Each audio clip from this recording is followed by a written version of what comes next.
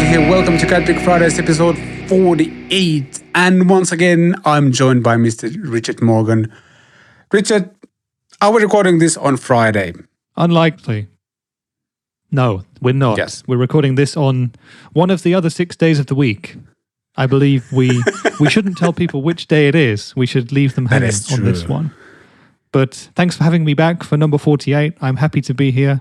There is a lot of cool stuff to talk about this week, so I'm very excited. I'm very, very positive about the show. I think it's going to be a good one. Yeah, I'd like to think so as well. And yes, we are not always recording on Fridays. Let's keep it vague. Which might also explain like why we sometimes are not able to cover things that was released on like Friday morning, for example, because it just takes a bit of time to get it all out to the internet. Wow, that was a nice quote from like way of speaking from 6 years ago when people like to joke about the internet. Yeah, anyway, thank you so much for watching, listening, liking, sharing, subscribing. Ways to support what we do in the show notes. There's merch like unlikely baseball caps and things like that. Be sure to check those out. And also, if there's a certain topic you want to check out, there's timestamps on YouTube and in the show notes as well on the podcast platforms. So feel free to jump around. Packed show today. First of all, we're going to talk about the Jackson Audio Cory Wong, the Optimist, which is a dual overdrive and EQ based on a classic clone and Timmy Stump boxes. So there's that. Joan Jett Epiphone, couple of jam pedals, and I mean the company jam pedals, not pedals for your jams. So, or not pedals made out of jam, which would be that is true delicious, as well, but very messy when you came to stomp on them. Yeah, they're a bit more difficult to hold together. And Magnatone Starlite Amp. We'll talk about Bob Dylan selling his catalog rights to Sony, and this is kind of part of a bigger wave of this type of thing happening. We're going to talk about Chapman guitars a little bit and Chapman ML3 Pro modern review on guitar.com. And we're going to list. The internet just keeps on giving us the list to go through. We're going to talk about best budget guitar amps under $500 or £500 in 2022. And we also got a mega packed questions and comments section. You guys have really delivered, and there's a bunch of great topics to discuss, especially about the miming and guitar playing videos thing we discussed last week. People got talking and we got some great kind of opinions on that. And also, one of my favorite weekend watches maybe ever. There's a video. What was the guy's name? Sorry, forgot. Completely blanking out right now. Jim Lill. Yeah. Jim he has Lill. Jim Lill. Jimlill. Jim Lill. Yes. Thank you. Yeah, he has a video called Where Does the Tone Come From in an Electric Guitar? And he basically, well, could we say demystifies the tonewood debate thing even more? Let's just say that in this video, he brings new arguments to the tonewood debate. It's an absolutely fascinating video. I love Jim Lill's channel, but we'll talk about it more later. But he's awesome. The video is awesome. So watch till the end of the show until we talk about it, and then go and watch that video, because it will, I think it will change quite a few minds about what makes guitars sound the way they do. Yep. Jim Lill is the name. Jim. I'm just going to drop that and name it's not through Lil the Jim. show. Like. He's not like a hip-hop artist who's called Lil Jim or anything like that. It's Jim Lill. Yeah, I kind of want to say like Lil Jim sounds like a very white rap artist from like 2002. Lil Jim Lill. That could be a profitable alter ego for him. We should get in touch. That is very true. Tell him to do that. Yeah. And on that note, let's jump to the actual show and talk about the Cory Wong pedal first.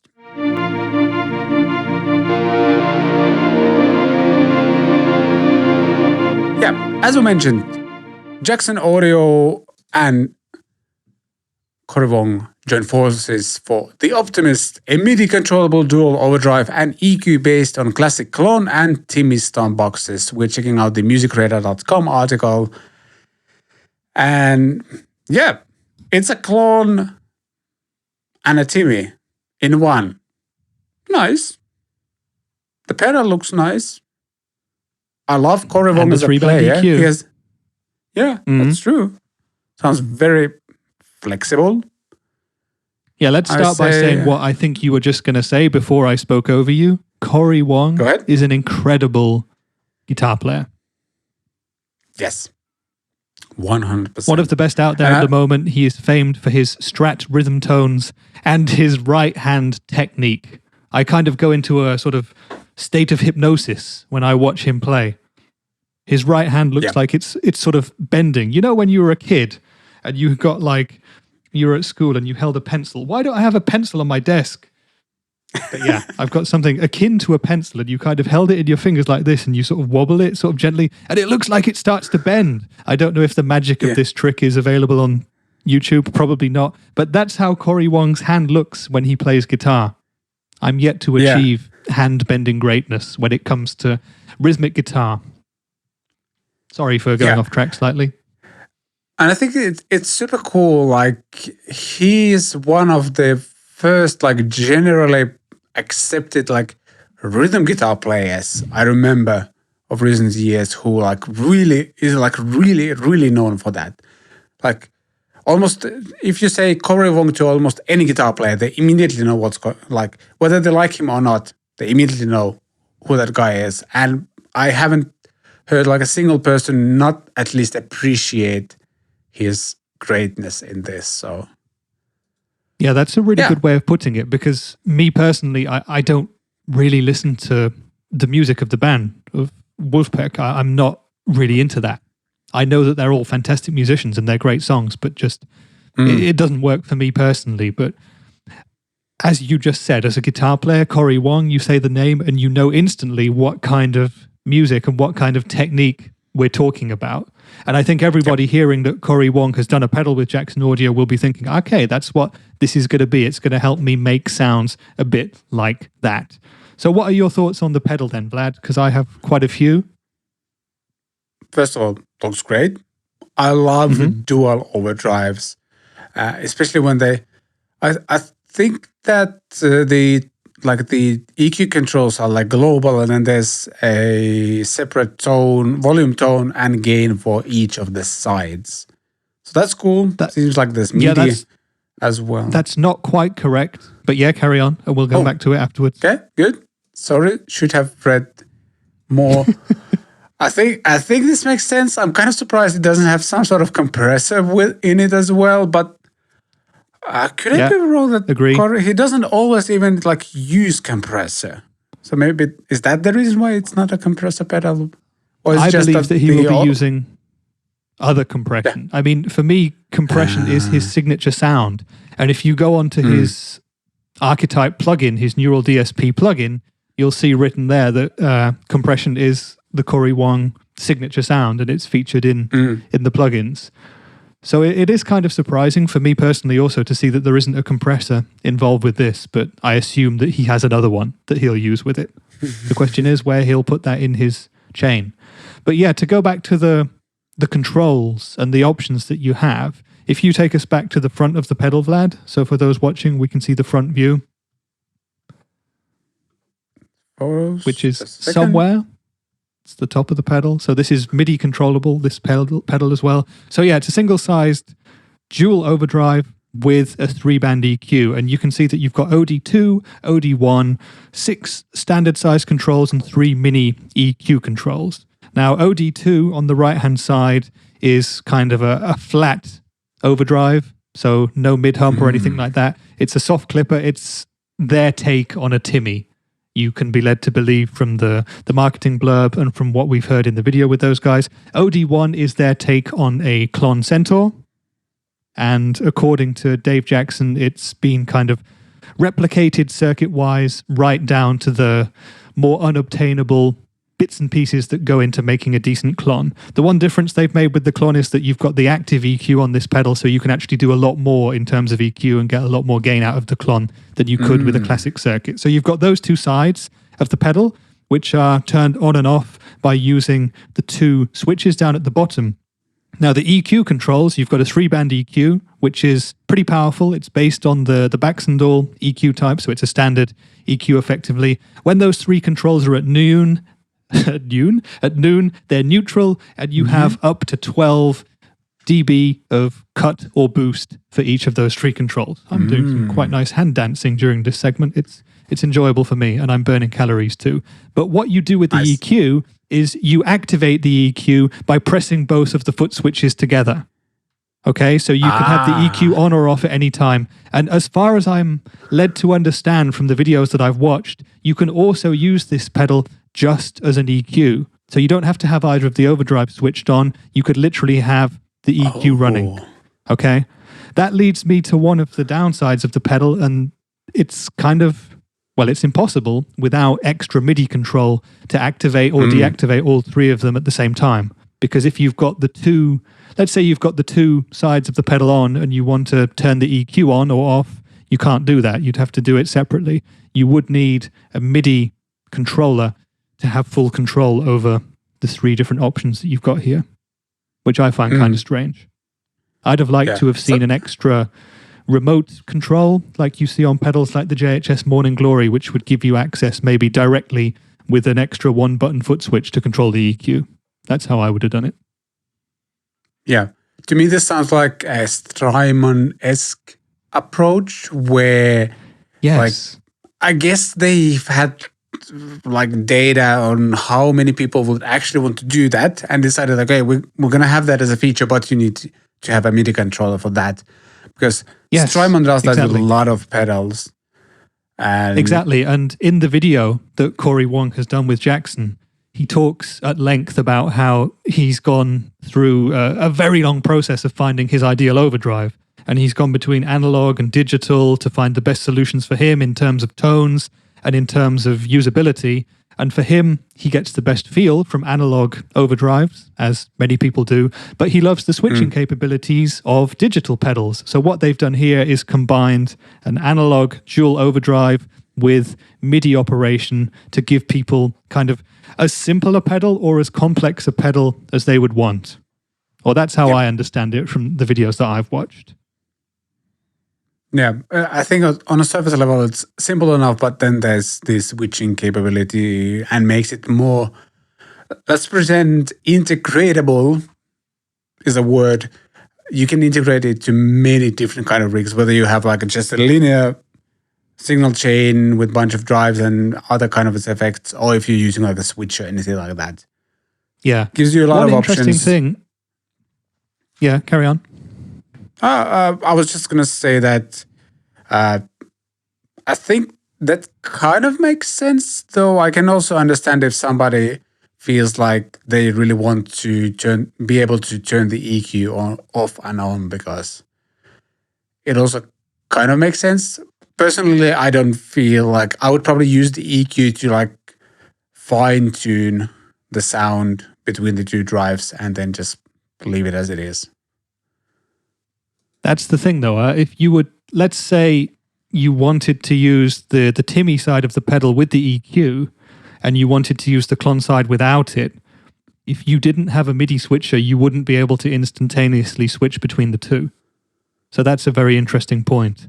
The other interesting thing for me about the MIDI capability and the switching that you've got here, one thing you don't have the option of doing is changing the order of the three effects within the stomp box. So it's always going to be Timmy side, clon side, and the EQ comes last. And I think there will be people out there kind of wondering, why is there not the option to change that round and run the clon into the Timmy and vice versa? Because, you know, some people like that. And there are so many choices and options with this pedal. It would have been another cool thing to have, maybe. The guys do explain it in the video that they've done, why they made these choices. But I feel like on something like this, you want all the options. And another important factor with this pedal for me is the price. Have you seen the price of this one yet, Vlad? $349. That's a lot. $350. That's a lot of money for an overdrive pedal. Yep. Even as I mean, complex and good. Yeah. Still, it's a lot. I agree. Would you ever pay $350 just for an overdrive pedal? Well, I mean, people pay the money for the clone sensors and what's the other one? King of Tones as well. And it's very debatable whether those are actually like worth the money. Same was for this one. I'd say if I'm a huge if I like Cory Wong, I don't know if I'm like a gigantic fan. If I really like his music and just wanted to go for a similar kind of sound, I could see myself getting one. The funny thing is, I could also see myself getting one. You can tell that I've clearly already educated myself quite a lot about this pedal since it's been sort of unveiled. And that's because for me, the Timmy and the Klon are two of my favorite sounds. I would really love to hear some demos of this pedal of some players who play kind of more the style of music that I play. Because, you know, Cory Wong is amazing and an intense player and fantastic, but it's just not the kind of ham-fisted stuff that I do. So I'm really looking forward to hearing some more sort of generic and indie rock sounds getting played with this pedal. I can totally imagine stumping the money for it, which is madness. Just to hear myself saying I could imagine paying 350 euros, which this is probably going to be, for an overdrive pedal. But I guess on the other hand, if you would imagine buying a Timmy type pedal, buying a Klon type pedal, and also buying an EQ type pedal, split that down into 125 euros each or 100, and you're at the price of this. So in that context, it's not super expensive. This is maybe me trying to justify to myself and my bank balance that this pedal is worth it, but yes, I was just about to say, it sounds like you're weighing all the options. Why not? Or more even like you are trying to come up with reasons not to get too excited about this, because it is a lot of money. But then again, it is a flexible and versatile and all of those things type of pedal. Absolutely. That most likely sounds really, really good. I have like a very high impression of Jackson Audio, like that they make really good pedals. So I don't know where that comes from. Have you ever tried any Jackson Audio pedals? That's what I was going to say. I have exactly the same impression of Jackson Audio as you, but I have never played one personally. I've seen and heard so much good stuff about a lot of their pedals, like the Golden Boy, which is kind of a transparent overdrive designed with Joey Landreth, I think, and the Prism. Oh yeah, that's true. And they offer so many different unique ways to change your tone and stuff. And you know, I've watched a lot of the videos with Dave Jackson, and he seems like a great guy, super knowledgeable, incredible designer, and there are a lot of very good guitar players playing Jackson Audio stuff. But in Europe, it's obviously a lot harder to go and check one out in a local guitar store because they just don't have the same level of distribution as they do in North America, which is a shame. Yeah. I would love to try all of those pedals if I get the chance, but they are premium priced products made in the USA, I assume. I've never actually checked, but I guess they're made in the USA. And Yep. I'm optimistic that this pedal will be great, and pessimistic that my family will be pleased if I purchase it, because they will not be able to eat for the next 3 weeks. Yeah, that's the thing. Yeah, this is one pedal as well where we're combining two of these kind of mythical, iconic sort of internet hype machine overdrive pedals. So I would be really interested to hear what the guys watching at home think about this too. This pedal is very fresh, hot off the presses as we're recording this. So please drop us comments telling us what you think about the Optimist and whether or not Vlad and I should spend our money on it. Yeah, that is true. By the way, about spending money, I actually spent some money. I completely forgot that there was something that I was meant to mention on the show. And just a second, gonna switch some views here like this. Take that out. Because I got something last week and I'm going to show it in a second.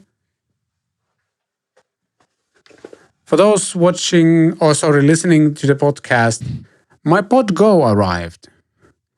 And I haven't plugged this in yet because I want to do like some sort of like first impressions turning this on for the first time. I did unbox it because my daughter kept asking me what's inside the box. So, yes. The movie Seven, yes. Or whatever it is about 7 deadly sins or something like that. But no, it was just 7. What's in the box? Yeah. So she wanted to see what's inside. It's a very nice, solid feeling unit. Like, I'm not completely new to this because I borrowed one from a friend during the Christmas time. We did a couple of gigs with my sister, and I used this with an acoustic guitar, and I was really impressed to the point where I decided to get one for myself as well. And yeah, I'm going to probably do like a live stream plugging this in. A friend of mine sent me a patch to try out with this. I want to try out with the stock presets with with my own IRs and stuff like that. And I would like to hear what you guys want to know about this unit. And stay tuned for the live stream. Not sure when that's exactly going to happen, but it's going to happen in the near-ish future. And yeah, submit your questions and comments on this unit and we'll dive into those together. So yes, finally remember to mention that. Good point. And just as a final passing remark, I just checked while you were chatting. A Podgo costs in Europe 415 euros right now. So that's like $60 more than the Optimist pedal we just talked about. Inside the Line 6, you have literally hundreds of effects, of course, including models of the Timmy and the Clon. And you have a bunch of different EQs, and you can put them all together and do many, many different things with them. You have an expression pedal, you have loads of other options, loads of amps, blah, blah, blah, blah, blah. Yeah. It does make you question, doesn't it? Which way you should go. It does. I don't really know where I'm going with this. It just, when you picked up the Podgo, I thought, damn, I could buy the Optimist, but for 50 euros more, I could have that. But which is better? Interesting question. Yeah, I'm going to piggyback on what you just said a little bit in the sense that I think Podgo is also incredibly interesting as like, if you just think about the Helix product range, it's really weird that this thing is cheaper than the HX Stomp. Sure, there are some limitations in the Podgo, and like there's some build things they've done differently. Podgo is like partially plastic, yet still feels like incredibly solid. It has way more foot switches. It has an expression pedal as well, lots of I/O options and stuff like that. It's just limited like software-wise. I think it's kind of weird that they are selling this, but then they have like, to me personally, HX Stomp is like less useful or less practical than this one. But that's something to discuss on that upcoming live stream as well. Again, subscribe to the channel if you haven't already, and you'll know when I'll be going live with that thing, and we can have some fun together and figure out what kind of unit it actually is. And jumping to the next topic, let's talk about some Epiphones. Again, they are on fire, honestly. Epiphone is on fire in like, not literally on fire, as was the clothes dryer machine at my neighbor's place. We got there was quite an episode on Friday here where we saw all of these fire trucks like driving almost like past our house and stuff like that. We were a bit scared, like what's going on, and like one house apart from where we live, there was like this what's it called? A dryer, clothes dryer, apparently just bursted in flames. Oh. And nobody was hurt. I think they only like survived with some like smoke damages and stuff like that. But they carried like a smoking clothes dryer machine out of the house. And apparently the tenants are back in the home, like in their home already, but it's always a bit scary when there's a fire that near to you. Anyway, but Epiphone is also on fire because they have another signature guitar coming out. And this time it's with Joan Jett. And this sure looks like a signature guitar to me. It's like a... What is this actually? It's kind of a Les Paul Junior, but not. What on earth is it? Is it actually a melody maker? It's kind of similar to Gibson Melody Maker. That's what it is. Yeah, that's the thing. Joan Jett did have a signature Gibson Melody Maker around 10, 15 years ago. And now what we're basically seeing is a more affordable version, which is referred to as the Olympic Special. I'm not sure if this was an Epiphone model ever. I haven't done my research here, I have to admit that, but this is definitely something very different from Epiphone, isn't it? Everything from the body shape the headstock looks to weird the pickups and the controls to the headstock shape, yep. Yeah. Yeah, I like it. It's very simple. 24.75 inch scale length, 22 frets. A fretboard material, Rich loves, so Indian laurel. Yeah, you can't have everything. Your favorite fretboard material. Yeah. Did they say what's the body wood? They do not, but as we might find out in the weekend watch, it might not matter as much as we think. There's a Power Hammer Pro humbucker. Wired to a single CTS volume pot. And and the kill switch. There's a kill switch instead of a pickup selector. Cool. That pickup looks really interesting. I'm trying to find pictures of it zoomed in, but I cannot. It looks really nice on this promo photo. Like that guitar stands out. I like that. It does. It's definitely very eye-catching. It looks like a very cool sort of retro stage guitar. It looks like something from the 70s, which Joan Jett is, right? I mean, was she famous in the 70s or the 80s at first? I'm not sure, but it's before our time. Anyway, and this guitar is actually finished in a retro-aged classic white. So nice. I don't think it's actually relic. I just think it's that super thin finish that you see on some Epiphones where it's going to be satin and it's going to wear very quickly. Kind of like some of the Gibson Melody Makers that we've seen in more recent years. Yeah. $549, including a premium gig bag. That's, for some of the recent Epiphones that we've seen, that's a very decent price. Yeah, definitely.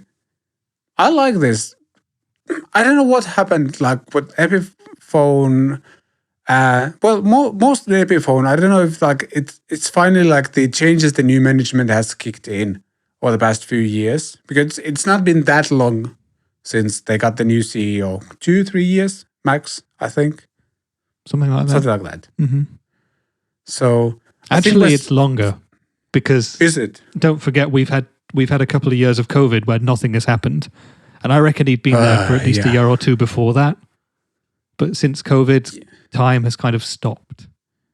Yeah, but like having like a vague idea of like how long these types of projects most likely take. I think we're starting to see a lot of this stuff kind of rolling out now, and I have to say I haven't been this excited about Epiphone as a brand overall in a long, long time. No, me neither. They're doing excellent stuff right now. Ever since they got to change the headstock shape for the 2020 range and have it more Gibson-esque, ever since then, that's been a turning point, and they're building some really, really cool stuff. And, you know, some of the higher-end Epiphones that I've played in the past couple of years have, you know, they're getting up there quality-wise, and for a lot of people, I think it's going to be harder and harder to justify a Gibson over the Epiphone. You know, what are the advantages for paying 4 or 5 times as much? So it's going to be interesting to see how that develops. I think as of 2022 so far, we haven't really seen any kind of major range overhauls by either Epiphone or Gibson. We've just seen sort of individual releases. So it's going to be incredibly interesting to see if in June, when the NAMM show should happen, whether or not we're going to see some kind of new stuff, you know, and the two brands kind of going their separate ways a little bit. Yeah, I agree. But overall, I really like what's going on. And based on some Facebook groups, like guitar-related Facebook groups I'm in, people seem to like this release quite a lot. So, well done, Epiphone. Let's talk about some pedals next. because Jam Pedals have kind of taken the big, what was the name of the unit? I should know because I demoed it. I'm going to cheat. Pink Flow is there like the mega Pink Floyd sounding unit with a bunch of different sounds.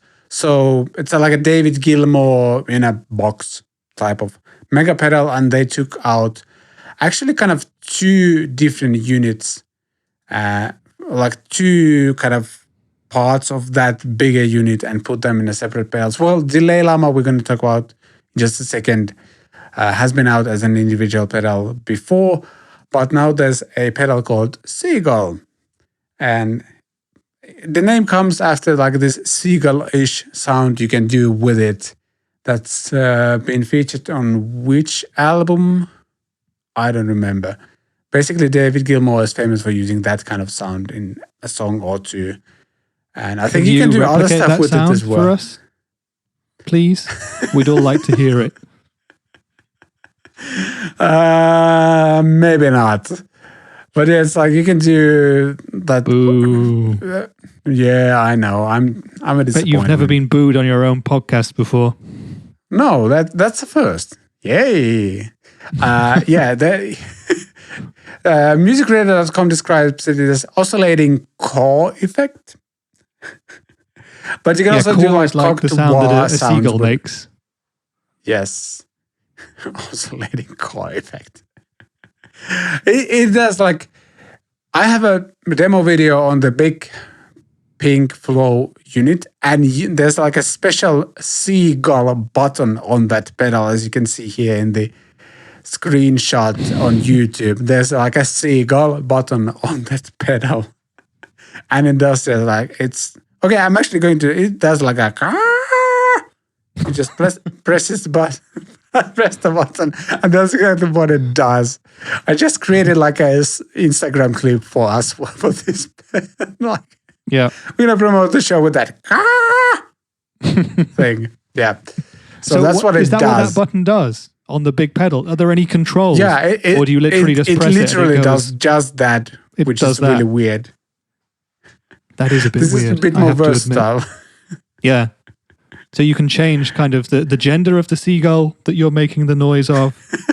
You've got a volume control for it, so how close or how far the seagull is from you at that moment in time. I mean, that's a super cool effect for super fans of Gilmour who want to make that sound from echoes. For anybody else, it will be 5 minutes of fun. And a bit of a laugh, I think. But I've seen that video of you doing the big pedal, and go and have a watch of it if you want to hear it used in a musical context. Yeah. I mean, this pedal does actually do some more. It's like a kind of a cocked wah type of thing as well. And it's probably a very acquired taste, but if you want to have one, it's there. Like the like individual seagull pedal does have a bit more options than just turning it on and off. But I don't know if there's a huge market for these, but based on everything I've seen, like I think Jam Pedals are doing really well. A Greek company, if I remember correctly. Mm-hmm. So, what's the price? You can even do like pedal? crazy custom orders from them as well, which is really cool. Yeah, they do. I've seen some really cool stuff from Jam Pedals. What's the price on this one, Vlad? Oh, I do. Well, it's a very long article about a pedal that sounds like a seagull. I think I saw £200. 149. Oh, yeah, or and £200 for the custom artwork edition. Exactly. Yeah. Yeah, that's the cool thing about Jam Pedals. You can get the regular one from a shop, or you can contact them directly and you can get like custom graphics on it and stuff like that. They're kind of going to do their own thing every time, but you can like tweak them within some parameters, I think. Do you remember off the top of your head what the price of that massive Dave Gilmour unit is, the one you've done the review of? Because that's got about, I want to say 5 or 6 effects in it. Yeah, might have been like 400-500 euros, but then again, it has so many effects in it that I guess it makes sense. I quickly check the link in my own video. I think they are selling this on Thomann as well. Or maybe not. Oh, I take it back. It's 990 euros. It's 1,000 I was euros. very Whoa. wrong. Yep. But I mean, technically, it's a full pedal board, but it's limited in the sense that it's very Gilmore-ish. But I think you can also, I didn't play a single Gilmore thing in my video. You can do a lot of other stuff with it as well. But yeah, of course you don't have to do Gilmore, but if you're in a Pink Floyd cover or tribute band and you need one pedal to do everything, that's the one right there. Yes. I mean, 1,000 euros is a lot of money. You could buy 3 Optimist pedals for the same price to put it into some bizarre perspective. But, if that's what you need, £1,000 for a rig, $1,000 for a full pedal board. I think a lot of us kind of out there have got pedal boards that probably cost a lot more than 1,000 euros. Yeah, that's the thing. We see the 1,000 euros and go like, whoa, way too expensive. Then when you start just calculating how much your pedal board actually costs, you'll end up with like 3,000 euros. Yeah, exactly. Just assembled it over the time. Yeah, I have to quote this from the article. For £199, you can get the custom artwork edition, which offers a choice of flyby, decorum, and seagull soup designs on the enclosure. I like the name of those designs. Yeah. I'd love to see those photos of how they might look. So, there's like this fun edge to jam pedals. I like it a lot. First of all, all of the pedals sound amazing. And also then there's this graphics thing, like it's a piece of art as well. I think they hand paint every single one. I was watching a video by Rhett Shull yesterday. It was a live stream that he's done where he was talking about how to find the ideal kind of fuzz pedal for you. And I think it was a jam fuzz pedal that he had. I might be wrong, but I'm pretty sure it was them. And it was just a 2-button kind of fuzz face type pedal, but it was one of the custom ones. And it had like an enclosure that was made out of, well, it was a metal enclosure, but it had a glass bottom. So you could see all of the circuitry through that. Ooh. But it was kind of encased in like a fabric sort of casing with a zip on the back. So you undid this zip and you could see, just like you can see there on the screen, the insides of the pedal. It was amazing. It was beautiful. I think that was a jam pedal fuzz. Yeah. Gotta check Sounds these out, like a jam pedal thing. Yeah. There's cool little, like, that's a way to stand out from all of the other drives and everything else. Just makes a lot of sense. Absolutely. Do something like that. And it's nothing like injecting cool a bit of fun into everything. Yeah. Yes, absolutely. And speaking of jam pedals, just checking. It was the Jam Pedals Fuzz Phrase limited edition, and it's like a purple sort of fuzzy material on the outside with a zip on the back, and you undo the zip to see the innards of the pedal. I think it's amazing. I'll drop a link to you in the chat, Vlad, so you can see that and maybe. Oh, yeah. Let's do that. Yeah.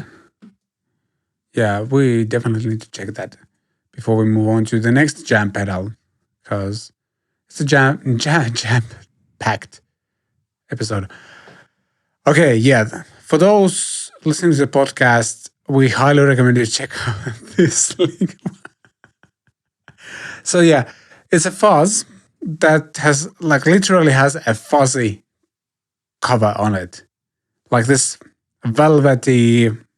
What is that? It's yeah, it is so almost cool. Like a velvet sort of fabric, like what people would have made suits out of in the 70s, maybe. Yes, and that's probably will be cool again at some point. But yeah, there's literally a zip on the pedal, and you can see the insides. It's kind of a bit dirty as well, but also super, super cool. I guess it is, but super fun. I really like it when instrument makers have a bit of fun with their stuff. Very nice. Yeah, I guess the only thing is if you gig with this a lot and stop on it a lot, this pedal might stink quite a lot over time. Yeah, depending on what that material is, it's probably not machine washable. So this is one you'd buy to have at home behind a glass case or something, and you'd buy the standard version to actually use. Yeah, could be. Yeah, it's really cool pedal as well. And speaking of jam pedals, the Delay Lama has a Mark III version out, and More features, some same great bucket brigade delay analog. Oh, BBD was bucket. What was the Bucket Brigade. bucket brigade? So I was right. Yes. So yeah, classic sound. And again, delay Lama is also on the pink flow pedal as well, and that sounds amazing. It's just an absolute classic of a sound. Yeah, so the delay Lama is one of the best delay pedals around for that kind of thing. Yes. And now you've got more options and people are going to enjoy it. It gives you more of a really, really good thing. Yeah.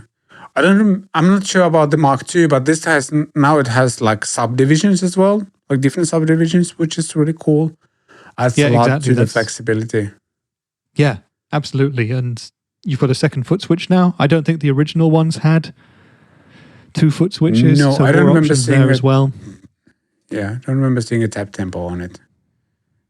Just checking out the pink flow, the big Gilmore unit that just had like 3 controls and like an on and off switch. There wasn't a tap tempo for that. Now there's a tap tempo and subdivisions as well. So really cool. And like even the insides of this pedal look amazing. Yeah, they're so clean. Everything is laid out. They're so beautiful. So nice. I'm not surprised that they sell pedals with a zip so you can see what the innards look like, because they should be proud of that. They're doing a great job. Yes. Yeah. There's also some internal trim pots to adjust fade out time and some other, and maximum amount of repeats as well. So you can really tweak those. And we get a photo of like some possible custom designs for these, which are pretty incredible.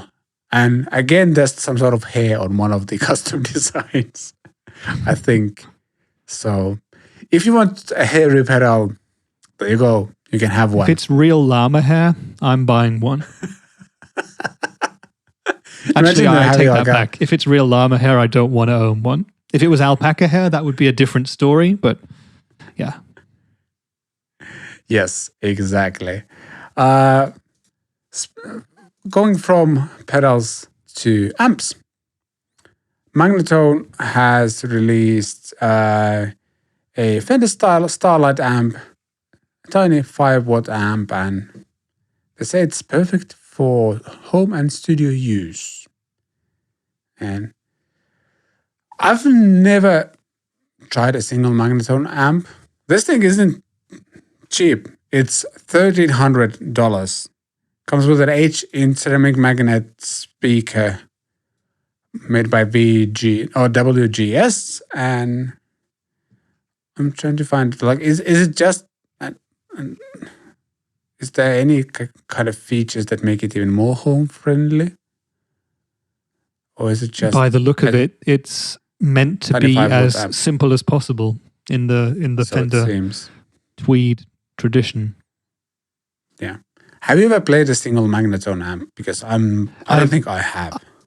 I've never played a Magnatone amp, but again, I've heard great things. And am I right in saying that our good friend Eirik from Living Room Gear Demos has had a Magnatone? I'm not sure. Very possible. But actually, like, I think the CEO of the company added me as a Facebook friend like several years ago, and he's really like promoting the company. They got cool artists. I never worked anything with them though, so. And yeah, I've never I met the guy. I don't know how he found me. Yeah. Yeah. Nice simple amp. 5 watts is still loud. Yeah, I mean, for playing at home, if you want to get kind of the cranked, sort of overdriven tones out of this amp, you're going to have, neighbors who are very happy with you playing at that kind of a volume, because 5 tube watts is going to be, that's not for practicing at night if you've got a kid sleeping in the next room, for example. That's loud. Yeah, definitely loud. 1.6 like 5 watts can be really loud. Yeah, and an 8-inch speaker, it's going to be a lot of top end in that. Oh yes. Yeah. Indeed. But yeah, just like you, I've heard great things about Magnatone and would love to try this and some of the other amps in their range. Yeah. it's one of those things like when you see this kind of written as an article, you go like, I would never pay $1,300 for this. But I bet when you get to try one of these, your opinion might change quite a lot. And that's why I would love to be able to try this out. I don't remember seeing any of these even in Europe, let alone Finland. So we'll see if that will actually ever happen, or if we'll find ourselves at NAMM 2022, or something like that. It's all up in the air right now. Yeah, I think it's going to be more likely that if we make it to America, we'll get to try these. If we get stuck in Europe, we will have to travel a significant distance probably to find one of these in person. I'm not actually familiar with any dealers within hundreds of kilometers of me. I'm going to have to Google that right now, but yeah. Yep. Well, looks interesting. And before we talk about Bob Dylan selling his rights to Sony Music and stuff like that, a word from our sponsor. This CatPick Fridays episode is sponsored by How Songs Are Made and the brand new complete rock and metal songwriting course. How Songs Are Made is created by a good friend of the show, Trey Xavier, who is probably best known for his Gear Guts YouTube channel. If you ever watch this channel, you know when it comes to rock or metal songwriting, Trey knows what he's talking about. Whether it's his cover songs, random drum groove songwriting videos, or his song critique live streams, Trey has helped countless of songwriters to get better at their craft, and now he has put all of his knowledge into one beast of a course called Complete Rock and Metal Songwriting Course. And by complete, I mean complete. Here are some of the things you'll learn in this course. How to write a song starting from any small bit of an idea. How to generate inspiration from nothing. How to use tension and release to structure your song for maximum impact. How to add layers of vocals and harmonies. How to write guitar riffs and create variations for each part of the song. How to write melodies from chords and chords from melodies, even if you have zero music theory knowledge. How to create drum parts that move the song and do not get in the way. How to write catchy, memorable and emotional lyrics that grab the listener. How to become a prolific songwriter through songwriting philosophy and mindset. Now is the time to take that next or your first step in songwriting journey and put those ideas in your head into reality. To sign up for Complete Rock and Metal Songwriting and support CatPick Fridays, please use the link in the show notes. Happy songwriting.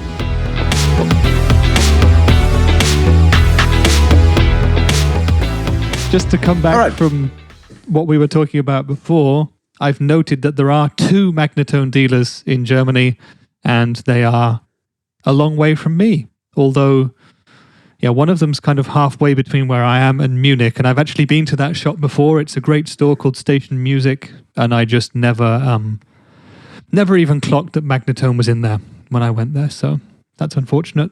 They don't have any Finnish dealers, Vlad, so you're going to have to go to a neighboring country like... Well, they don't have them in Sweden or Denmark either. Oh, really? Norway? Not according to their website, no. The closest to you is going to be probably Germany. There are dealers in England, Austria, Belgium. Where are the other close countries to you? Well, I guess Austria is close. I mean, if I would go to Austria, I might as well go to Germany. It's kind of the same. Russia, they have some Russian dealers. But there's probably not a dealer just over the border from Finland. I'm going to guess that. I'm going to guess it's like further away than a lot of German countries, or like just German one in Moscow, cities, for example. Pedals in Moscow. That's actually quite far away then. Yeah. All right. Maybe one day I'll try those out in Germany, for example. And let's talk about Bob Dylan selling his complete recording catalog rights to Sony Music. And yeah, this is a topic that we've seen this popping out here and there. A lot of artists have sold their music, and this is one of the biggest ones, I'm going to say. And what was the price he sold it for? It was something absolutely ridiculous. $300 million. So, sorry. Yes. No, I think this is actually the second deal that Bob Dylan has made. In 2020, he made a different deal with Universal, which concerned the publishing rights to his music, and that was over $300 million. This new deal is a second deal for Bob Dylan, and this is the complete rights to his recording catalogue, which he sold to Sony. So he's made 2 of these sales. So he sold the publishing rights, the song's composition, those are with Universal, and now he sold to Sony the other rights, which are more about live performance and cover royalties. And I'm reading this from the article. I'm not an expert on what's happened here. I'm just reading it out. But he's made probably, overall, let's say, it could be $500 million, right? If the first one was 300, there's no reason why this one wouldn't be 200. It's absolutely incredible.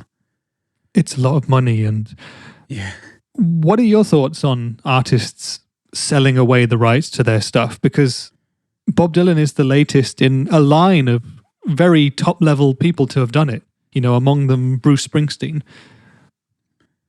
Yeah, I don't know if is it just that all of these artists are getting old, and I guess they're being realistic and like following all the legal and publishing battles that have been going on with, like, let's say Jimi Hendrix estate, for example. There's a lot of interesting stuff that has happened over the years, and others just making sure, like, okay, we can like I can sell these rights and live very, very, very comfortably, and make sure that my family will live very, very comfortably for years and years to come.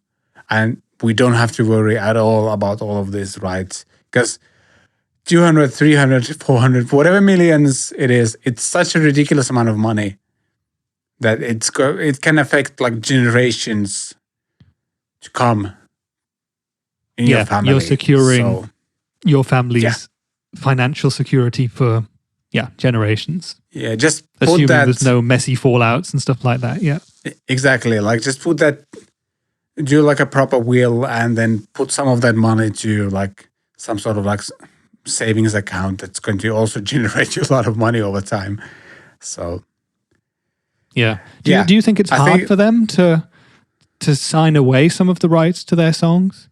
I mean, obviously people will still associate Bob Dylan with his songs because they're his songs, and Bruce Springsteen with Springsteen songs. But do you think it might be in any way kind of sort of they have emotional attachments to their music and they want to get rid of it? Or they see a check for $500 million and say, you know what, I'll take the money?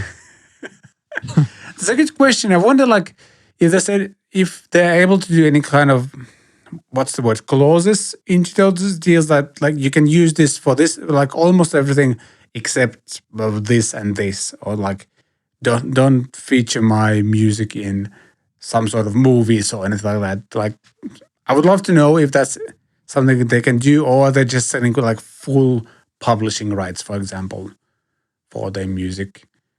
I guess. Yeah, I'm sure they all had separate deals, and I'm sure there's plenty of small print in all of them, and I'm sure they all retain some level of control over what they've done. But it's funny that when I first started hearing about people like Springsteen and Dylan selling their rights, and Paul Simon, etc., I instantly thought, okay, we're going to be hearing these in TV adverts and in movies all the time from now on.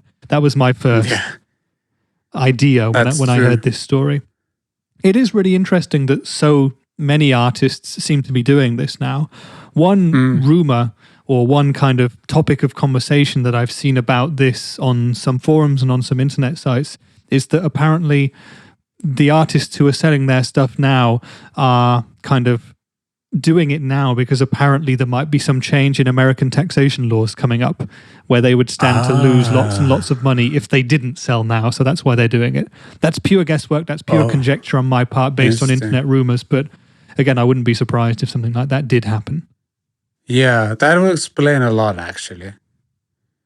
Because the amounts of money we're talking about are absolutely ridiculous to like a normal person, at least.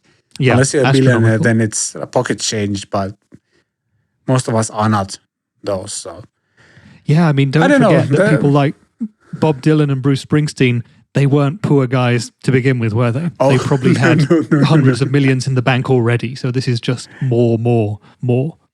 Yeah.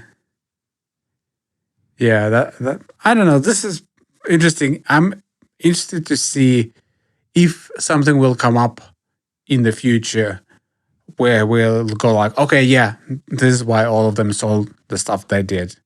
Yeah. And right now it still feels a bit weird, but I guess I think I remember. So was it like a Rick Beato video or someone else's video where they talked about this and like why they are like the reasons why they are doing this, but I don't remember the reasons for them to do that. We might have to check someone on YouTube. Yeah, that's a good point. If anyone's done a video on this, it will be Rick Beato, and I haven't seen one, but I'll have to go and check out if he's done one or not. I'm sure he has an opinion on it.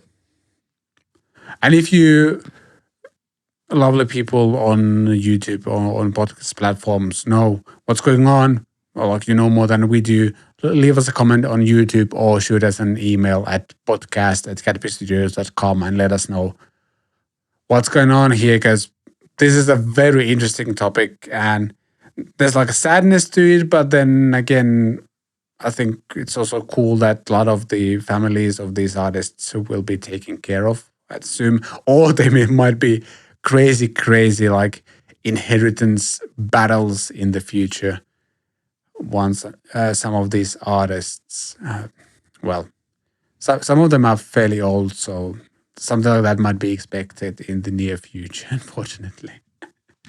So we'll see. From this to Chapman ML3 Pro modern review on guitar.com, I think it was an interesting read. I gotta say, and something that I've mentioned before, since Brexit, and I don't want to go into the Brexit debate itself, I'm noticing that a lot of these sites that are somewhat UK related, at least, have a strong focus on UK based companies. I think Chapman Guitars is still a UK based company, even though Rob hasn't lived in UK for quite a while now, I think. Rob Chapman, that is. So yes, yeah, a good contribution by me. But yes, I believe you're right. It's a UK-based company, but Rob has lived in Malta now for quite a while. And yeah, British sites will have kind of, I guess, a higher proportion of focus on British brands, but I think that's fair. You would assume that any kind of regional or national press will have some kind of favor, or not necessarily bias, but kind of over-representation of its products. It's like when you go to America and, American products are always top of the list, and it's harder for European or worldwide companies to force their way in there. Yeah, no, it just makes sense, I think. But there's definitely like a shift. And you can get, like, you understand it because just like importing something outside or like from EU to UK just became way more difficult now. So exactly, the situation with the UK has changed a lot, and now it is very difficult to get things in and out of there, even on a smaller sort of personal level. I've experienced that with the sending and receiving of Christmas presents since Brexit. Even small things are affected. So shipping guitars backwards and forwards must be an absolute nightmare. Yeah, exactly. Is this a brand new model, by the way? I'm not sure. I think the ML3 Pro has been out for quite a while. Let's see. I'm just trying. Or was it that this version didn't have a Pro version or modern version? I think the modern version is the one with like all the bevels and stuff. And I would just like to say that based on the image that you've got on the screen there, Vlad, I find that to be a very beautiful guitar. I really like the looks of it. I do it's too. A sort of a deep, I love the grayish silver T-shaped body, carved top with what looks like a roasted maple neck. Black hardware. It looks kind of expensive. I really like that. Yeah, the neck joint looks great as well. So, is the neck through? So, I'm just going to check, talk about specs a little bit. So, neck, they call it. Okay, there you go, yeah. So, what does that mean? Is it a set neck or is it a through neck? It's a set neck, so it's like glued to the body, like deeply into the body, which allows you to do this kind of like neck joint cut thing. But it's not neck through. It just stops underneath like the before neck pickup. The neck pickup. It's just a strange way to write it, a set through neck. It's kind of, you could imagine it would be either, and you'd be correct in your thinking based on what it's called. Yeah. But Well, the color of this guitar is called Cyber Black.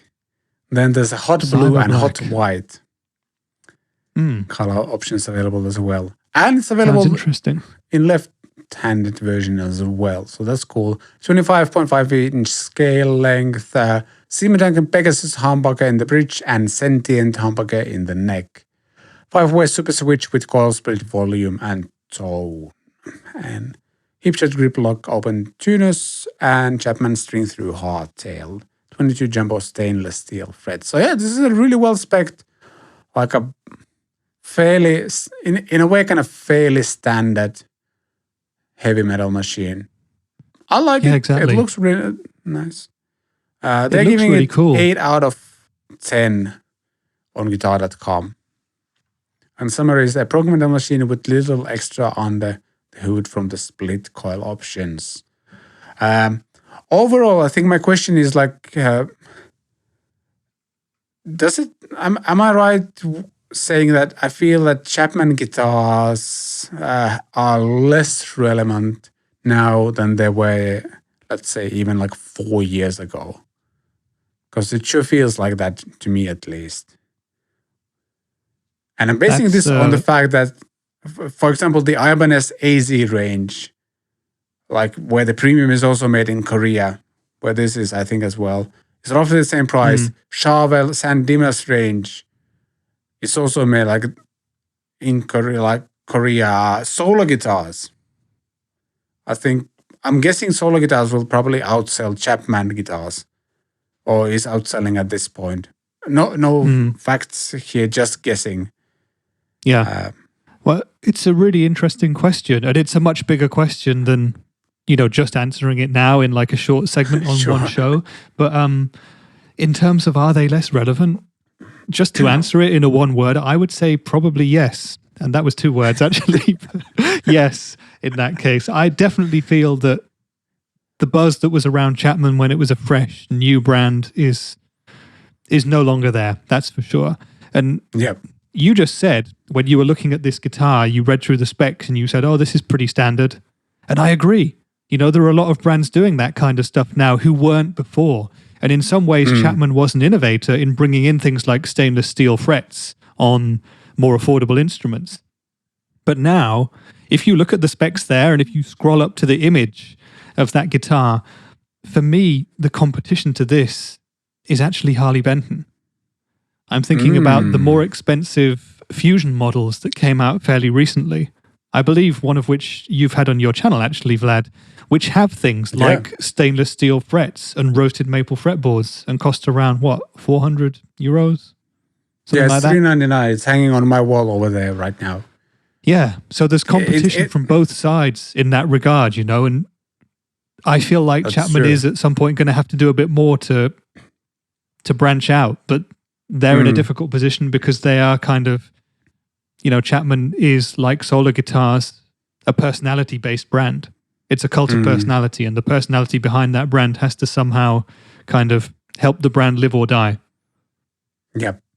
That's the thing, like, I feel like Ola has overtaken Chapman guitars as like a personal guitar brand. He has a bunch of signature artists now playing his guitars, and apparently, like, based on the fact that they're like expanding their warehouses and stuff like that, it means that they're selling really, really well.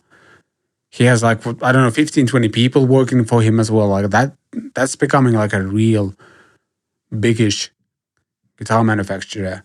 Plus, his guitars, like I've tried solo guitars at NAMM once, and those were really good. I was impressed. And like, it gives you that Ola sound. He doesn't do that much else than that, but kind of having a narrow focus also seems to help them quite a lot. Ola has been really smart about this, I think.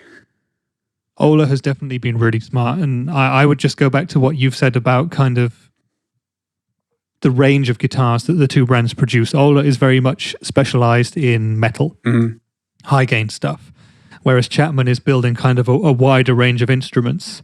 And of course, Rob Chapman himself, you do normally kind of associate with progressive metal. You know, the guitar in the little conclusion on that page is referred to as a progressive metal machine, right? Is that what they say? Yeah.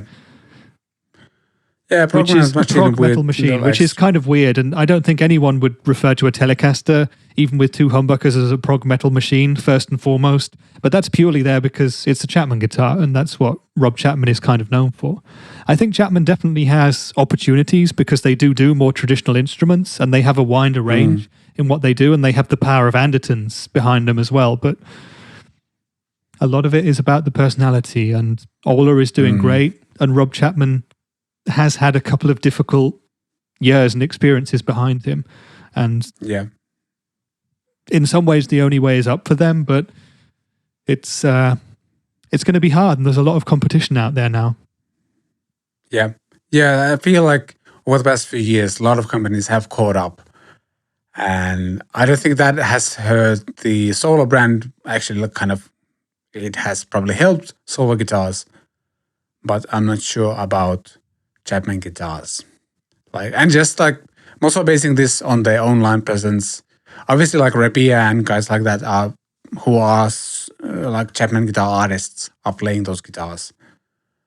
But I don't think I'm seeing a lot of YouTubers using solo guitars and being excited about them and stuff like that. But I'm not seeing Chapman guitars. Yeah, one other thing, kind of in that kind of vein of thinking, this is not scientific at all, there is no fact behind this, but I do a lot of kind of trawling of local eBay marketplaces and stuff like that, looking for used guitars. And 3 or 4 years ago, I used to see a lot of Chapmans being sold on the second-hand market. And now I see a lot more Solas and hardly any Chapmans. And of course, that could mean that Chapmans are so good these days that everyone just keeps them and doesn't want to sell them. And they want to sell the Solas because they're not good. But overall, I would say that's probably because more people are buying Solas than Chapmans. And that's why you're seeing more coming up on the used market. Yep, could be. But an interesting read nonetheless. Looks like a cool guitar. Would love to try one out. We don't have any distribution in Finland. So I think you would have to go to Germany once again to try one out. Yeah, take a trip to Thomann. That's the only dealer where I've ever played Chapman guitar. Yeah, that's true. And of course, talking about international companies and, focus on their own brands, we have the whole story of Chapman going to the USA and what happened there with independent dealers and going to Guitar Center and so on. That's another huge factor in how the brand is perceived on an international basis. We could devote whole shows to talking about the Chapman stuff, but I think probably no one wants to hear that. Or maybe you do. And maybe you should tell us in the comments if you do, but you probably don't. Yeah. Speaking of things that I think people will want to hear, I love how incredibly smooth of a transition I'm able to create. People love lists. That was a good segue. We love lists. Because we are talking about best budget guitar amps under $500, £500 in 2022. And this is, of course, brought to you by our lovely content providers. They call themselves the #1 website for musicians, musicradar.com. And it's one of those kind of fairly obviously skewed to certain brands and certain companies types of lists. But we love this. It was published 21 days ago, actually. So I think this means, somebody was active early in the 2022 year to get this out.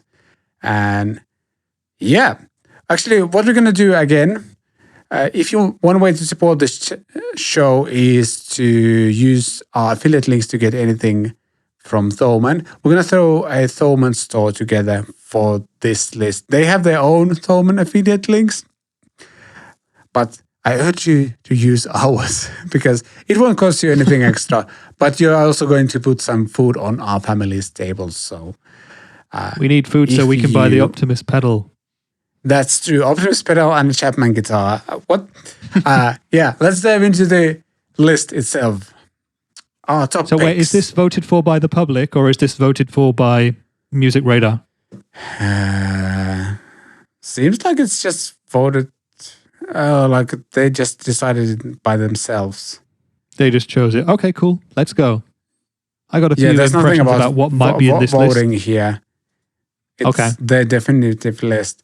And number one, we're gonna start in this order, I guess. Is Boss Katana 100 Mark II. Having had that amp, Boom. Yep. yeah, That, it's a no-brainer. It's such a good amp, and Yep. it's actually well under 500 as well. 399 euros. I think it's actually probably a tiny bit cheaper than that. And well, we can actually check it on Thomann. There's a button for that. There you go. And kind of Katana Artist Mark. No, Artist Series are different. Looks like Katana 100 Mark II is out of stock. That's why you cannot see it there. There's also the Katana 50 Mark II 259.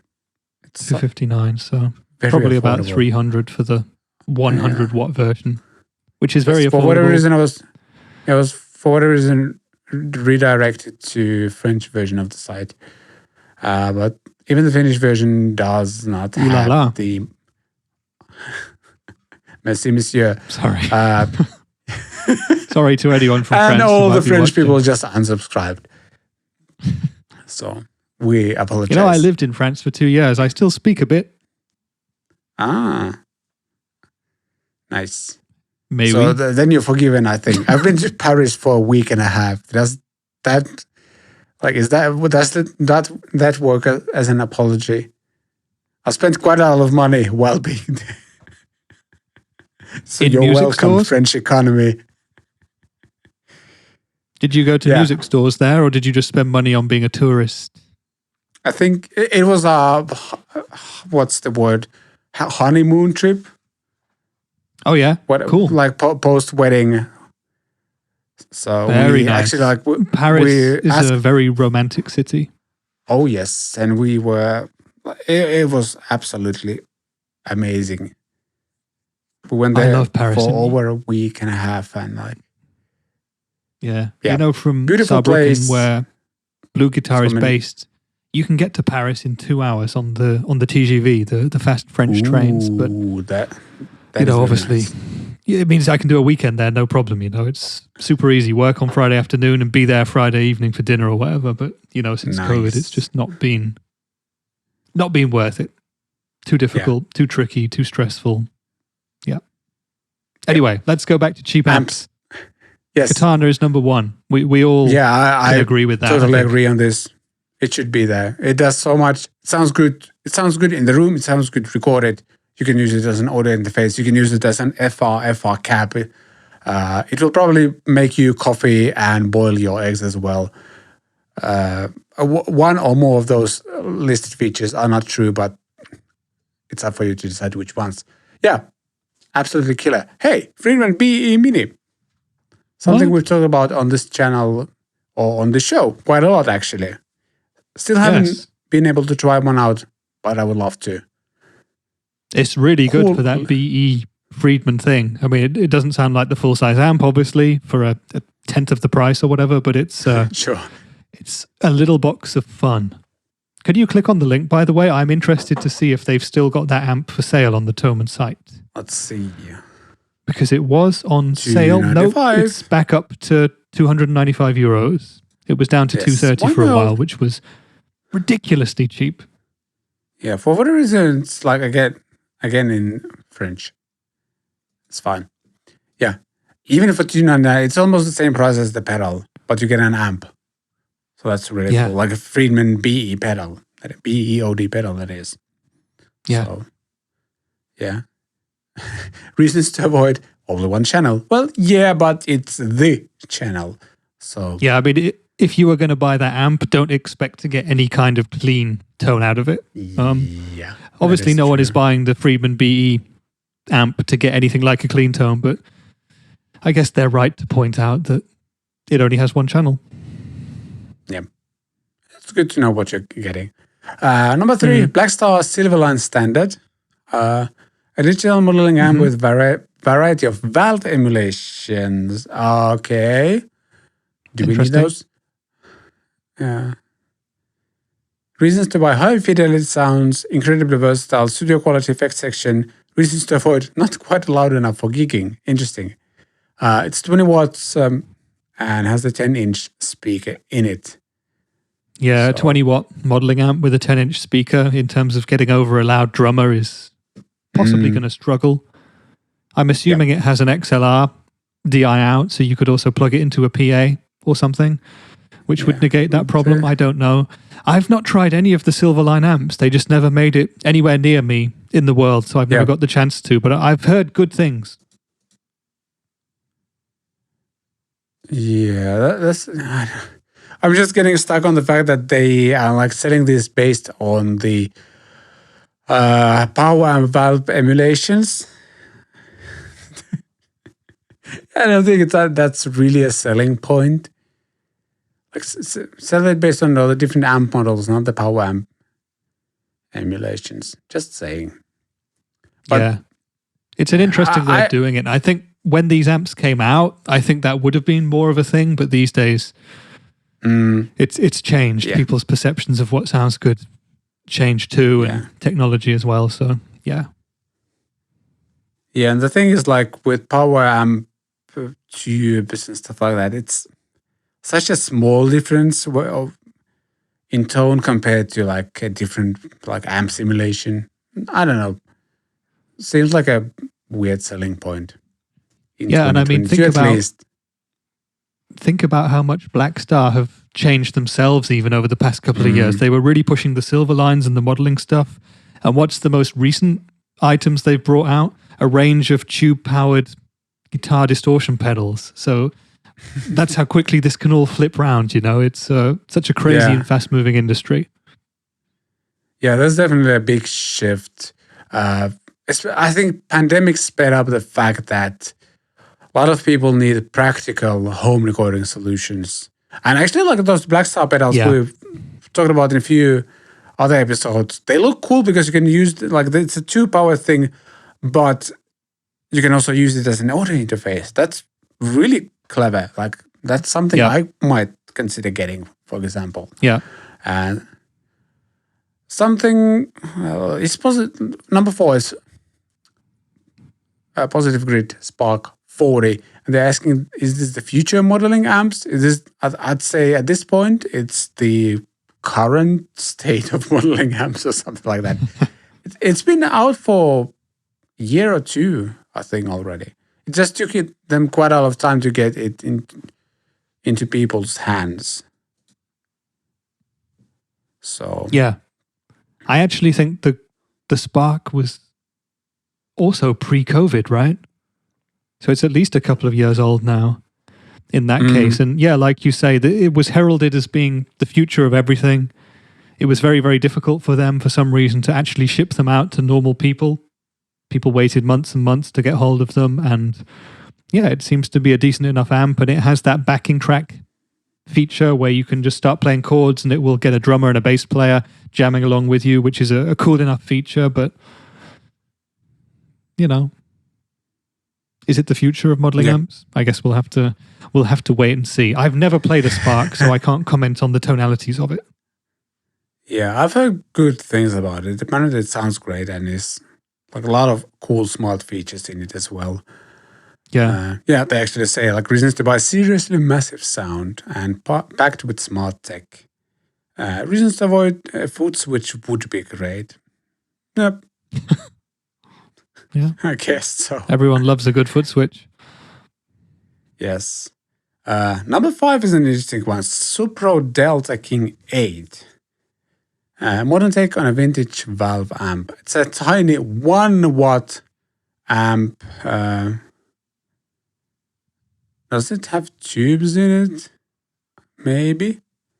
Or maybe not. I had automatically assumed it would be, but for £350 or less than $500, yeah, they refer to it as a tube combo. So there must be a tube in there. Interesting.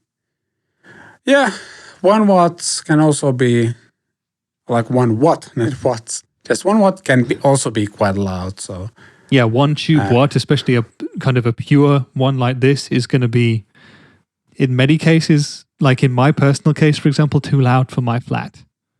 I can't crank a 1 watt tube amp without people getting annoyed. Maybe that's got something to do with my playing, but we'll talk about that later. yeah, I wonder what tube is in it. yeah, I was not able to find anything about this in this article, which makes it, yeah, it's interesting. Supro is like it. Yeah, it's like one like particular sound, I guess. With this one, does it have any controls on it? What's the line output? Nice. So, for some people, I guess this could be a cool solution as a budgeted amp. So according to the Thomann website, in the preamp it has a 12AX7 tube, and in the power amp a 12AU7. That doesn't make any sense. Yeah, I get that. Now, yeah, sure. It's very simple. For $359, there's so many options you can get, but I guess some people want it simple. So maybe that's why it's there. Like, I'd love to try something like this out to figure out whether it's something like whether I would feel like it's worth the money. That's the question, because for that money you can almost get the Podgo, for example, or you can get the, I think the Spark is, Positive Grid Spark is probably, no, I think the Spark is actually cheaper than that. Yeah. So this is for someone who is a pure tube head, you know. There's no reverb or anything like that in it, but for someone who just absolutely has to be tube, then this is the one for them. And I am just checking on the Supro website, and it is a 12AX7 tube preamp, and there is a 12AU7 triode power amp. So there you go. Interesting.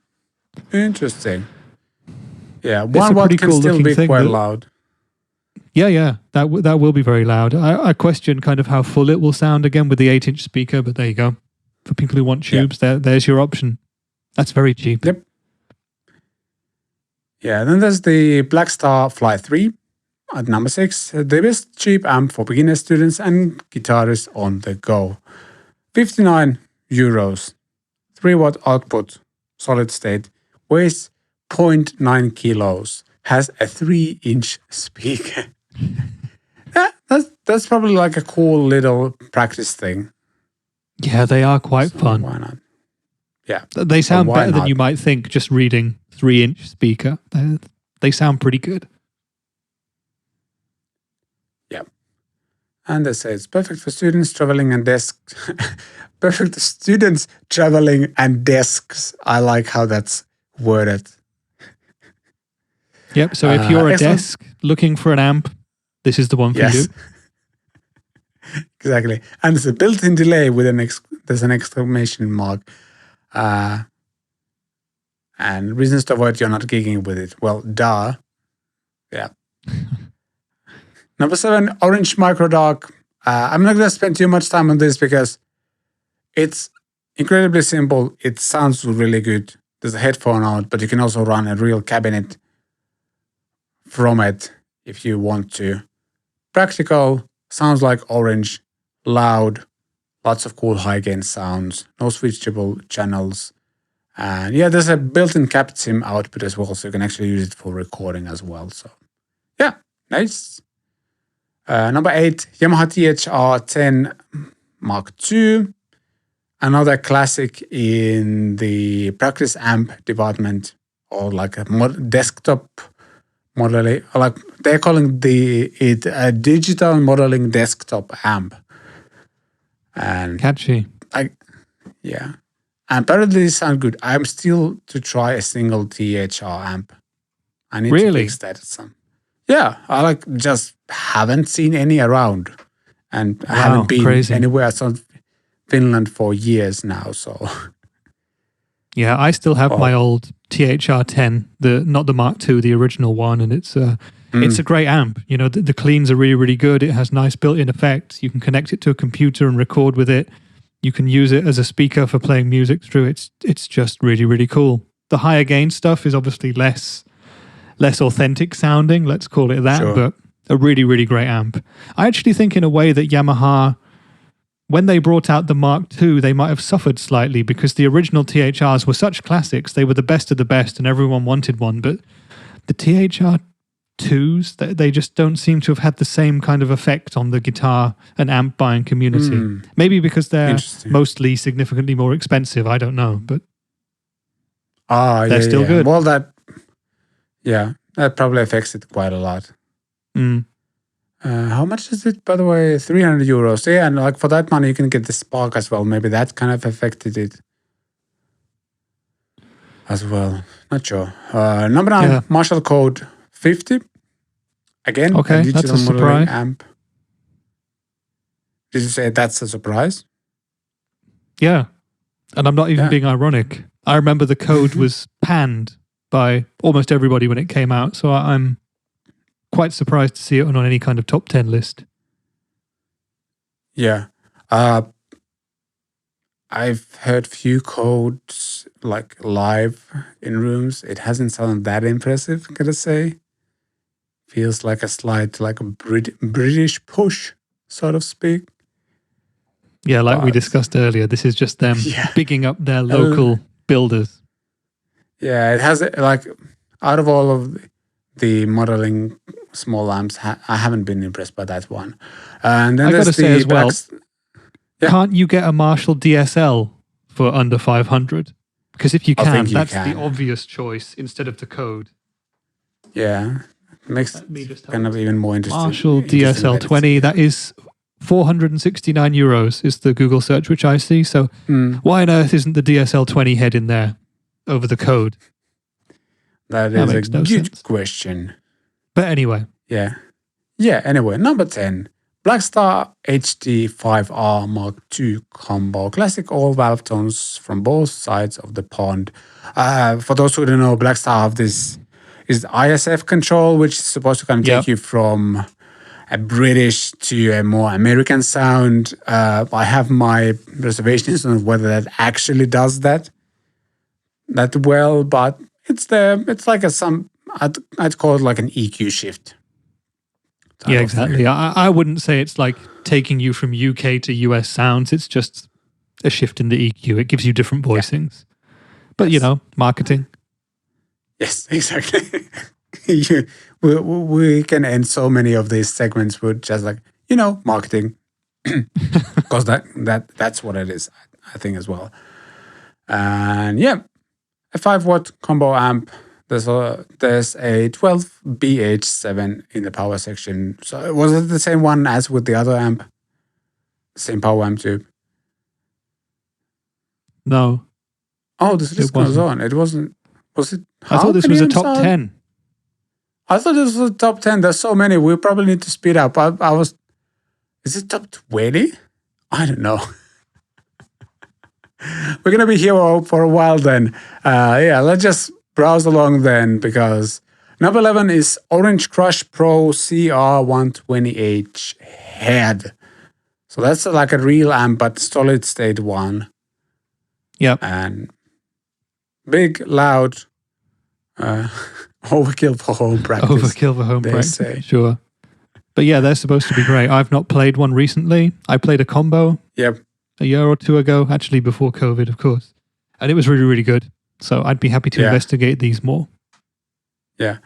Number 12, Line 6 Spider V60 Mark II. Apparently the new Spiders are very decent. So yeah, the newer Spiders are supposed to be a lot better. So yeah, we will reserve judgment till we try one. But everybody knows what most people think of the old Spiders. Yeah. And if even Glenn agrees that they are very decent now, then they must be very decent now. Number 13, Fender Mustang LT25. I have not tried a Mustang amp. I'm pretty sure, at least. So. I have. I find them pretty good. Much better than the Marshall Code, for example. A lot more fun, more convincing sounds. Just my opinion. Yep. It's top 13. Who does the top 13? Is it really a top 13? Yeah. Okay. It was top 13. You could have just left out the 3 at the end. Like, why? Just keep it top 10. Oh well. That concludes the top 13 budget-friendly amps under £500. Cool. We're all about our top 13 lists here at CatPick Fridays. Yes. Do you feel like this was the conclusive, definitive list of top amps like this? Because I sure in that price range? do, maybe not. No, I sure also do, maybe not. To put it in a very strange way, but this looks like it started off great and then it I feel it kind of went downhill a bit at the end. Just saying. But they're always fun to go through those lists. Oh yes, always a bit of humor. I was just about to thank Music Creator for putting this together, because it's always fun to go through those and see what other people think or what other people are adding to this list. And next we want to dive into a bunch of questions and comments you had, especially on the previous episode. Without further ado or something like that, let's go there. Questions and comments. Questions and comments indeed. Starting with question number 1 comes from row 10. Yes. And this comment was posted on it's been a few weeks since we found out that Fender has acquired Personas, and this person says that get your Persona stuff now, this usually goes bad. Talking about Fender acquiring Personas. I get where this comment is coming from. Unfortunately, that's sometimes the case how these things go. So, I get it. Do you agree? Yeah, I mean, I don't know if I agree that we should get our Persona stuff now, because this usually goes bad, but I agree with you that there have been plenty of cases where acquisitions don't lead to amazing results for anyone concerned. But that's the way business goes, isn't it? Fingers crossed that Personas continues the way it was and continues to make good stuff. Yep, exactly. I guess there are some cases where it has also gone well, so we shall see. But I think that's an interesting topic and question to discuss, which was also interesting that something that got a lot of you people talking was the Ichikanito thing from last week, where we checked out the video where he was Levi Clay was transcribing one of Ichikanito's songs. Ichika is this Instagram guitar star, very kind of unique, dry, technical, clean instrumental thing he's doing. And Levi was transcribing one of his clips and found out that he was pretty quickly realized that Ichika was miming most of his performance in that video. And we asked the question whether miming is actually cheating, and got a bunch of interesting comments on that. First of all, Neck Cheese comments that this is a great topic and I pretty much agree with you guys. Tons of bands, music videos feature mimed performances. It is social media that creates this pressure of everything having to be performed 100% live or risk being called a fake guitarist. I have no doubt in mind that Ichika can play this, but it's often more practical to record it beforehand and play along with the video. I mime stuff all of my CatPick music videos and could care less if anyone has a problem with that. Thank you, Neck Cheese. That's a great take on this topic. I totally agree. And we had more on this. Just going to open up the proper comment. A local crew, spelled ELLOCA. A local crew. I see what you did there. If it's something within the guitar skill level, it shouldn't matter too much. For sake of ease, it It can be easier pre-recording, getting everything how you want it, than just filming yourself playing it.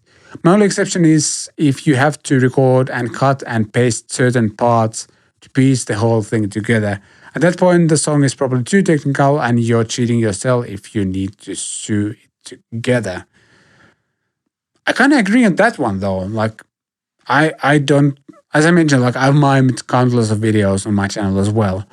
But like, if I cannot do a full take of some, like a guitar solo at any point, like, I mean, sometimes I can compose something where I kind of put it together in pieces. But at some point, like I do have like a criteria that I need to be able to play it fully at some point at least. But as a writing technique, I do like put things together in chunks. Do you agree? Disagree? Yeah, I mean, I remember seeing an educational video of yours where you actually use that as a technique to help during the writing process, where you'll get one part down, you'll get other parts down, and you'll copy paste some and move them around, and that can be a very useful writing technique, as you mentioned in that video. But you would always obviously re-record the song properly when it came to its finished structure, and you were ready to do that. I agree with El Local Crew, talking about having to copy and paste certain parts, though. It's something that's come up before with other players. I don't know if anyone was accusing or saying that Ichikanito himself had done that, but it's something I'm also not too comfortable with. Yeah, that's the thing where there's been cases where an artist they've used backing tracks, vocals or guitars and stuff like that. Then I'm having an issue with that. And more comments on this topic. I think I clicked the wrong button. There you go. Luis Vasquez also commented on this topic. The only thing I'm not okay with is if you can't play the part, you shouldn't mime it. I believe it hurts music as a whole. The fact that you can fake your way to success puts so much pressure on new musicians that see this and think, I must be this good or I can't make it as a musician. A lot of people use these videos to try and learn the genre and will be utterly confused why it doesn't sound like the video, how they play it. The pressure Instagram guitarists feel from the audience is the pressure other Instagram guitarists created by faking pieces they actually can't play. At least that's my opinion. A lot of people will disagree, and that's fine. Yep, I get that as well. It kind of sucks that we've created this environment where you have to play perfectly, and not only perfectly, but like those takes might be pieced together from several takes. And I bet that there's some pieces online that wouldn't actually be like playable if you would do them like wholly in one take. I think that could happen as well. And obviously there was the whole speeding up your shredding thing maybe a year and a half ago. Like a lot of people posted stuff about that. Like some people will just speed up their playing, which is also very, very lame. Don't do that. I remember that one. That was kind of those competitions because it was giveaways, wasn't it? People were winning big prizes, faking their playing by speeding up what they'd played. And that kind of got this whole fake guitarist thing into a whole new, wider audience because people started making videos about it, etc. And it was a big and controversial topic for quite a long time. I agree with Lewis. I mean, I think he's totally right. If you can't play it, don't put it out there. Yep. Exactly. Especially if you're kind of out there as one of these sort of musicians who are kind of a virtuoso. I think it's totally different when it comes to producing pop music, which is made on sequencers or whatever, and real instruments aren't used to make that kind of music. But if you're promoting yourself as being an exceptional guitar player, for example, or it doesn't have to be a guitar player, an exceptional flute player or whatever, and you put out videos of stuff that you can't actually do, that's where I think you cross a line. So I totally agree with Lewis on that. Yep, I agree as well. Then something else, a comment on one of the recent shows as well. Manly156 says, just a note about why he actually is now going to have a surgery once again and has cancelled his tour dates for first half of 2022. Oh no. And this news suck. I gotta say, Yep. this news suck. I thought he had recovered from the hand injury already. And the fact that he needs to have a second one, that sucks so much. Obviously, he's probably playing the long game and trying to make sure that he'll be able to tour in the years to come. But, man, Yeah, sucks. you do often hear about, sports players, football players having sort of operations now just to make sure that they will be able to play on for 10 more years instead of continuing to play and then risking within 1 or 2 years being out forever. So maybe that's what he's doing here. Hopefully he didn't injure himself trying to pick up the Hydra, because that thing is an absolute beast and could injure many a mortal man or woman. So yes, get well soon to exactly. Steve Vai, because we all want to see him back out there doing his thing as soon as possible. Yeah, absolutely. And just the fact that the stuff he was doing while he only had one hand to use available, it's just crazy. He's such an extraordinary musician and a guitar player. Yeah. Just hats off to him. And again, speedy recovery. I hope to see him live one day. It's just like one of those bucket list things. Like, I'm not a gigantic fan of his music, but I would still love to experience it once and see what it's like to see Steve Vai live somewhere. Fingers crossed. And one more, completely different kind of topic. This was posted on, I have a 4 bass comparison video on the channel where I put 4 different kind of basses and price range wise, very different basses through 3 or 4 different tracks. And that was really revealing because they sound way more similar than you would think. Like soloed out, like a P bass, and more like a jazz bass type sound, very different. But when you put them in a mix, it really evens out. And the comment is like by Martin Miller. Hello. Not.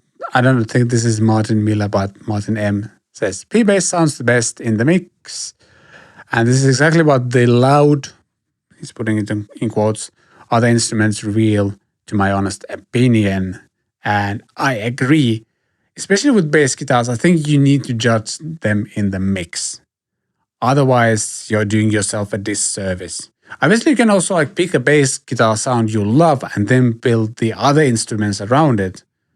But if you're searching for a bass that fits into your band, for example, I wouldn't really listen to it soloed out. I would probably throw it in the mix and see how it works, if that's in any way possible to do.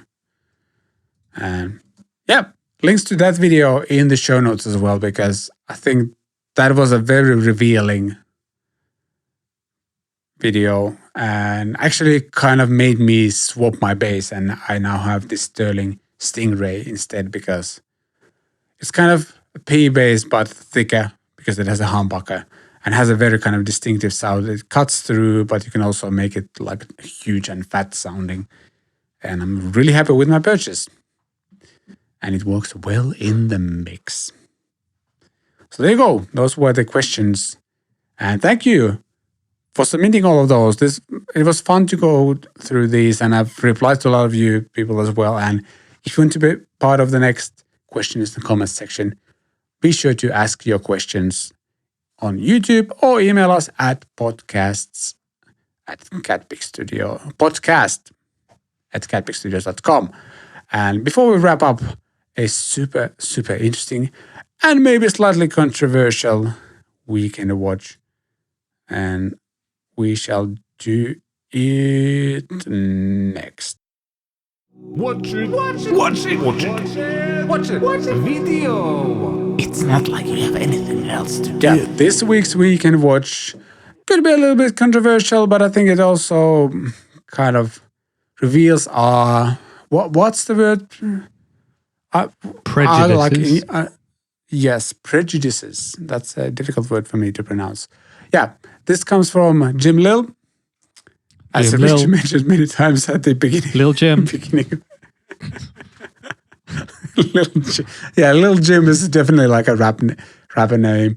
Yeah, he is trying to figure out where does the tone come from in an electric guitar. And I think he's very methodical and scientific. And I guess I kind of already knew where this was going, but it was cool to see somebody like putting so much effort into it. And I'd say like swapping a pickup might be a way more drastic way to change the tone than anything else on a guitar. And I think based on this one, I'll be even less worried about like body wood or like the woods used on the guitar, and just go more for the things that I like the feel wise. Like I don't necessarily need to have a mahogany body on my guitar. I can have it. It can be some other wood, and it won't really make that much of a difference. So. Exactly, yeah. Without wanting to spoil the video for you guys, you should definitely watch this, by the way. It's super interesting. What Jim Lill does in this video is take his Tom Anderson guitar, which is a teletype guitar of his with a Seymour Duncan bridge pickup in it, and he does tests with a variety of other instruments, like a homemade parts caster guitar and an air guitar, as he calls it, and a 2x4 guitar, as he calls it, guitars made of different bits of woods and out of different things. And he puts the same pickup in the other guitars, and he gets the scale length the same and the pickup height from the strings the same, and he tries to get the tones sounding similar. And some of the results are incredibly surprising, and this was a very eye and ear opening video for me, and I think for everybody else. Interestingly, I suggested this video to you, was it this morning or last night, Vlad?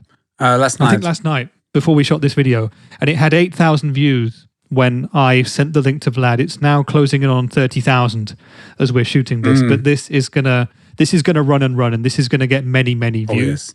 It's actually not a typical. Yeah, carry on. Yeah, go ahead. No, go ahead. I was gonna say it's not a typical video for Jim Lill as such.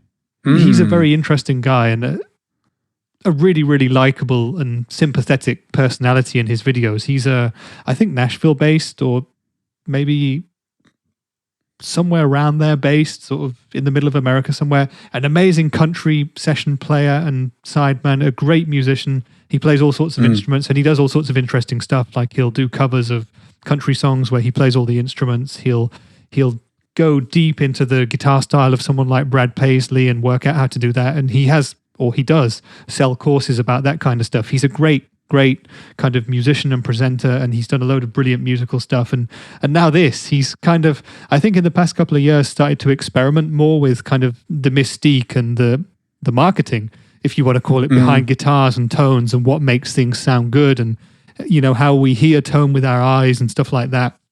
And this is the latest in a long line of videos that he's done, which is kind of really helping a lot of people reassess how they do things with the guitar. So I find this to be a super interesting video, and I think it is going to be controversial. It is going to cause a lot of arguments among people, and some people are going to say it's absolutely correct what he's done here, and some people are going to say no, this is not scientific testing, and there are better ways of doing things. But for me personally, listening to the similarities and the differences between the tones on this video, it's helped me to come to similar conclusions to you, Vlad, where in future, if I'm building a custom guitar, I'm probably not going to say to them, I want swamp ash over basswood or whatever. I'm probably going to say, I want the guitar body, which is the lightest weight, because that's going to be a more important factor. And I don't mean I want an air guitar. I mean a lighter piece of wood. Rich just announced that it's going to be purely like Strandberg or something like that from now on. Or something I'm going to get the chance to play a Strandberg guitar soon. I'm excited. Yes, exactly. What I also love about this video is that he doesn't make you feel like you're stupid for believing in tonewood. And he actually says that, hey, it still matters because, well, I'm going to spoil the conclusion a little bit. Like, it matters a lot how the guitar feels. Maybe tonewoods don't affect the amplified electric guitar tone as much as we maybe think, but it's very important how the guitar feels as well. And that's where like different body woods affect the overall feel a lot. they resonate differently. They feel different to play. They feel different to your hands and like against your body, the effective weight of the guitar and all of that stuff. And all of that matters. For example, no matter how great of a guitar is otherwise, and this has happened to me with a lot of like premium brands as well, the guitar might look amazing and it might even sound great, but if it doesn't resonate me and literally resonate with me, I don't connect to it in that sense. I don't like that guitar at that point. I've tried some amazing, let's say PRSs, for example, that were perfectly finished, looked amazing, sounded great as well, but then just the way it felt when I was playing it just didn't do it for me. And and that's something that can affect with body wood choices, for example, or neck wood choices, anything like that. Yeah, absolutely. Yeah. A lot of it is also about kind of the ergonomics and the shape of the guitar. Like you can see if you're watching this with us now that he's just built a guitar that is not a traditional guitar shape. And when he comes to play that instrument, it's a lot harder for him because he doesn't have the option to anchor his right hand on the upper bow of that guitar because it doesn't have one. So that's also obviously playing a part in it. And when you said Jim Lill doesn't make us kind of feel stupid for believing certain things, the beauty of this video is that he himself was also someone who thought those things. And he's going on the journey from the perspective of a guitar player who also has always bought into the idea of what makes a guitar sound good, He plays Dr. Z amps and has done lots of stuff in the past about how, the beauty of this amp is this, this, and this. But what he's now shown us in this video seems to contradict some of that stuff.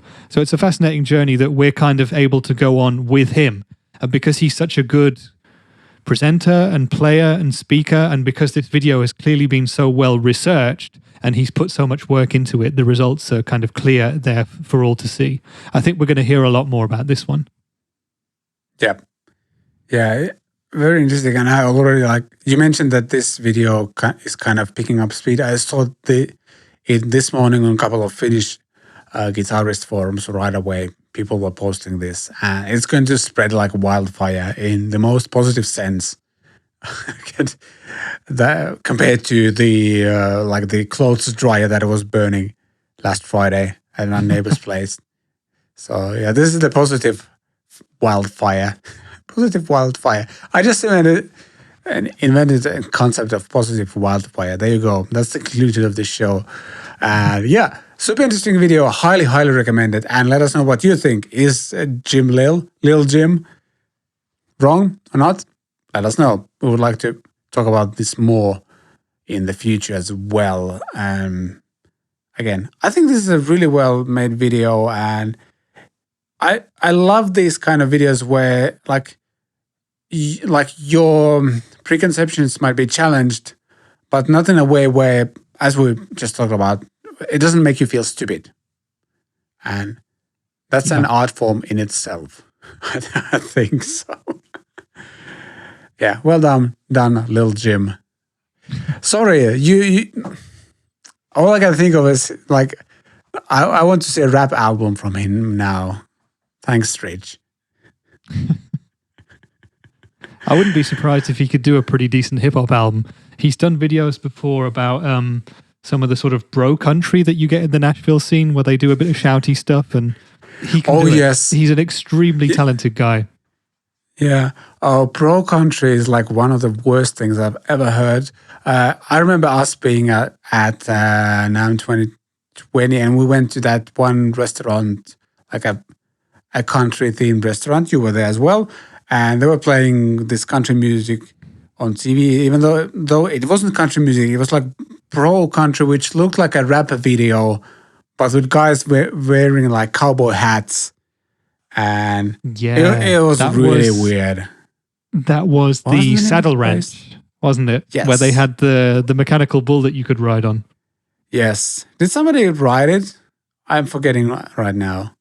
I don't think anyone from our party rode the bull, but if NAMM is happening again this year, perhaps we should go back and one of us can mount it.